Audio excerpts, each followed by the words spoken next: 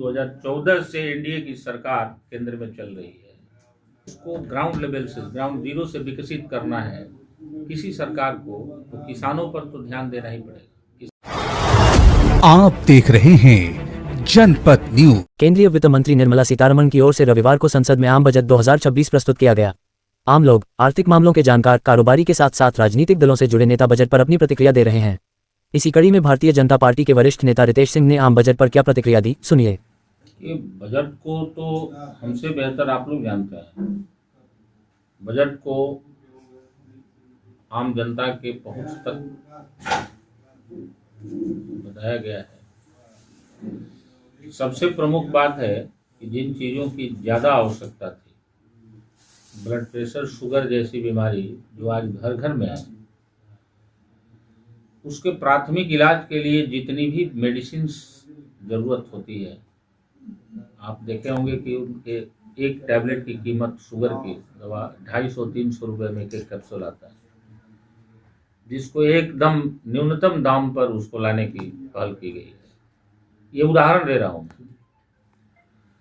आयुर्वेद चिकित्सा को आगे बढ़ाने के लिए कई संस्थान खोले जाएंगे जहां अंग्रेजी दवाओं का उपयोग नहीं होगा, आयुर्वेदिक दवाओं का उपयोग होगा। ये ऐसे पहल बताते हैं कि ये जनहितकारी है। पूरा विवरण तो हमने भी नहीं पढ़ा है अभी, लेकिन बजट को पूरी गहनता से हमने पढ़ा नहीं है। हमारे पास पीडीएफ आ गया है, हम अध्ययन कर लेंगे। लेकिन 2014 से एनडीए की सरकार केंद्र में चल रही है। उस समय से लगातार बजट हम लोग देख रहे हैं हर साल। शायद कुछ बिंदु हो, जैसे पिछले बजट में गाड़ियों की कीमत को जो कम किया गया था, उससे कितना फायदा हुआ कि जो महंगी गाड़ियों को, लग्जरी कारों को लोग पहुंच से अपने बाहर मानते थे, वो और आसान हो गए और बैंकों से उन गाड़ियों के ऋण के लिए अतिरिक्त व्यवस्था की गई थी। पहले 25%, 30% आपको मार्जिन मनी जमा करना होता था, अब 10% मार्जिन मनी पर भी आपको लग्जरी गाड़ियां मिल जाती है और पहले से कम दाम में।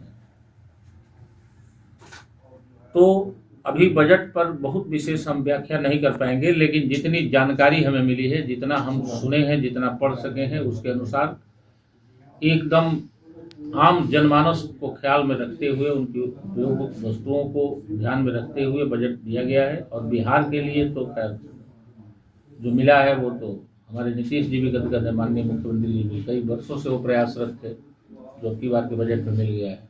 विपक्ष सवाल खड़ा कर रहा है, कह रहा है कि बिहार की हकमारी हो गई। देखिए, एक बात आपको मैं बता रहा हूँ, विपक्ष तो कुछ भी बोलेगा। विपक्ष तो जो नहीं किया है वो तो बोलेगा। हम कहते हैं कि हमको तबला बजाने नहीं आता है, तो जो तबला बजाने वाला होगा उसमें 100 कमी आपने मन से निकाल सकते हैं। हमको ज्ञान ही नहीं है। विपक्ष के पास वही है कि विपक्ष कुछ किया ही नहीं है, अभी तक क्या किया है।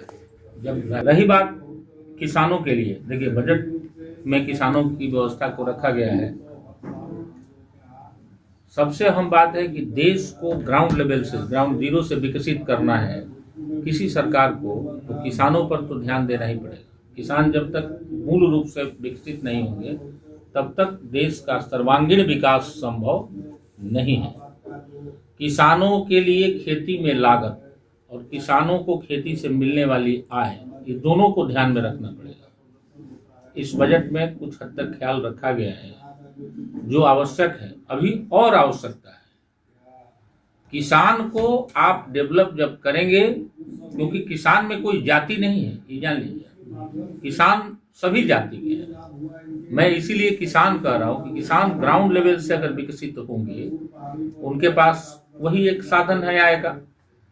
60% एबव जो किसान है, किसानों की जितनी आबादी है उसमें 67% एबव है वैसे किसान है जिनके पास खेती को छोड़कर दूसरी कोई आय नहीं है। उसी की कमाई से उनके बच्चों की पढ़ाई लिखाई, शादी विवाह, घर मकान जो भी है। इसलिए ग्राउंड लेवल पर किसानों को डेवलप करना और एनडीए सरकार का मुख्य उद्देश्य भी रहा है।